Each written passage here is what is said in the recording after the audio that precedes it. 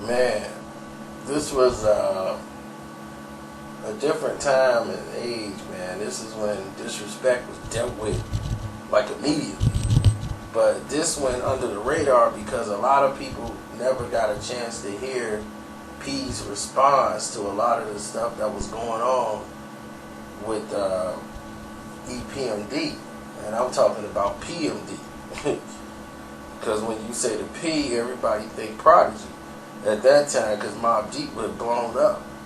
But PMD was dealing with a lot of shadiness going on with his record deal because he was being sabotaged because he was business savvy. And because he was business savvy, he knew not to sign some of these record labels and how to keep the majority of his money for deals. So they were going to sabotage him, and he was going to have to just go completely independent. And after Shady Business didn't do the spins it was supposed to do, and you know, it was like, okay, now it's time we could actually take shots at P. And that was a shock that Redman did that on Superman Lover 3 at the end. He probably thought it was funny, a joke, talking about some gave him a 2-piece and all this stuff, snatching him out the car. Oh my God, it's the boy Parrish Smith. Oh.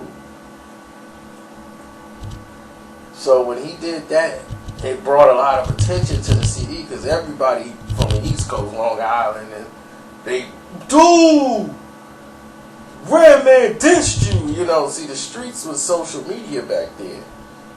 And I mean, news used to travel fast in the streets. So imagine, you know, now with social media. But back then, people knew instantly. As soon as you heard Redman out for the first time and you heard Superman Lover 3, all heads is going to turn to PMD. And this what pissed PMD off the most is because he stayed quiet. And he was like, see, and he was thinking this is Eric Sermon using Redman to come out and do his dirty work. And was like, I'm still here and these punks moved to Atlanta.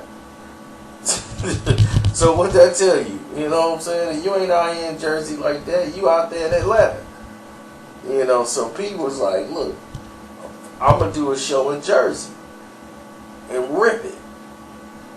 Right there in Jersey and dare Redman them to show up. You know, and just basically, this is what the old school rappers used to do. That's like a punk move. If you go to somebody's neighborhood and just start blasting on the mic and killing their stage and doing all that and leaving, when they dissed you on the record, it's like, dang, dog, he came to your town. You ain't do nothing about it. You know, it was just like hood stripes. Like, man, you didn't do nothing about it. Where was you at? He was calling you out on stage. Like, where's Redman? I thought he was going 2-piece meat with a biscuit.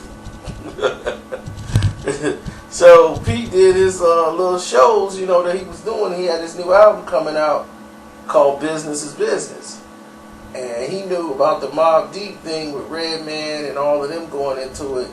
With Keith Murray pretty much frontline the whole beef.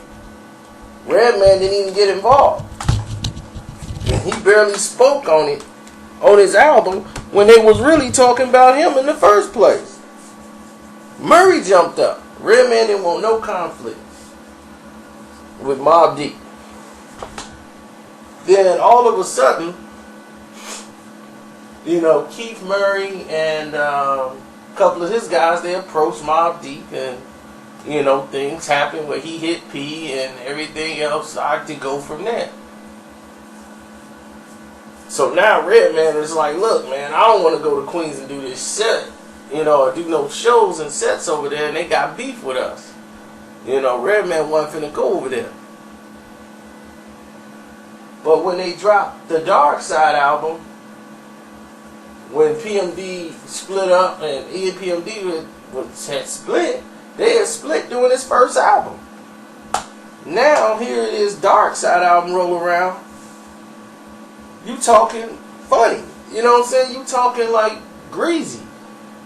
And they like, wait a minute, on your third album you do this? Why you didn't do it on Dark Side? And he didn't do it on Dark Side because there was no need for him to do it on Dark Side. He thought he was just taking a little friendly jab at PMD, and basically it was because of an interview that Parrish did talking about the EPMD situation and what had happened. And we talking about 96, when people was asking him like what happened and this and that, and he was basically saying it without saying it, like, you put it together. You know, like, this happened, that happened, and they moved to Atlanta. What that tell you? So all of a sudden, Muddy Waters, he is Redman taking a jab at PMD. And P wasn't the guy to play with. You know, that's what I'm like, dude, he ain't no thug, gangster, killer, but he's a man. You know what I'm saying? And he's an MC. He gonna go for his. Like, he was the one really going at Rakim when Rakim, he felt Ra was dissing him. So he was the one really going in, was P. So he went right in on Redman, you know. Right on the last verse of the song, It's the P, he put Prodigy on the song. Prodigy ain't really dissing nobody. He just paid, he's like, look, man, I'll give you 10,000 for a verse. He was like, bet. So he gave Prodigy like 10,000 for this verse that they did. And he was like, 10,000 a verse, you got it. Gave him 10 stacks or whatever, and they went back and forth on the song. And P got him at the end. You know, normally when you do a diss, you normally do it on the last verse of a song.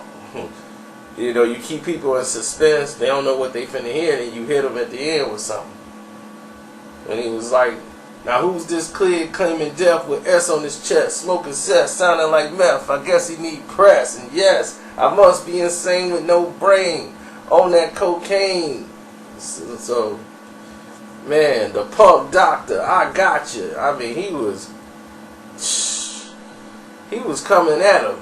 You know, I mean, P would have went off on Redman forever, and Red backed down.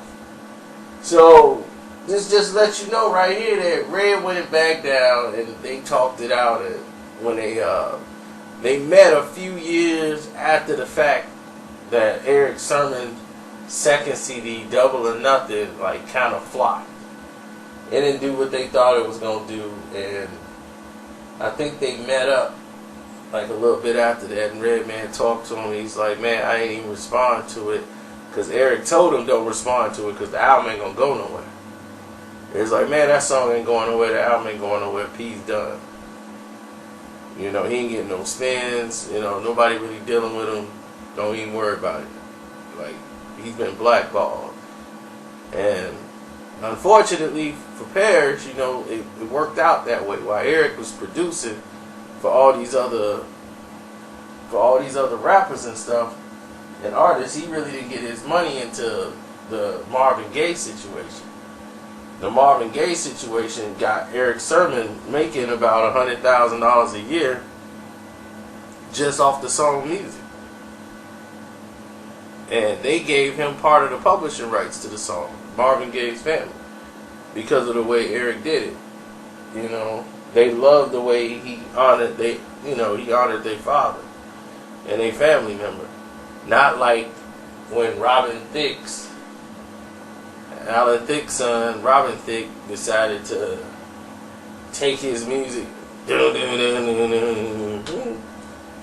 me stop making melodies with my mouth, or they try to say I'm still in the song again or something.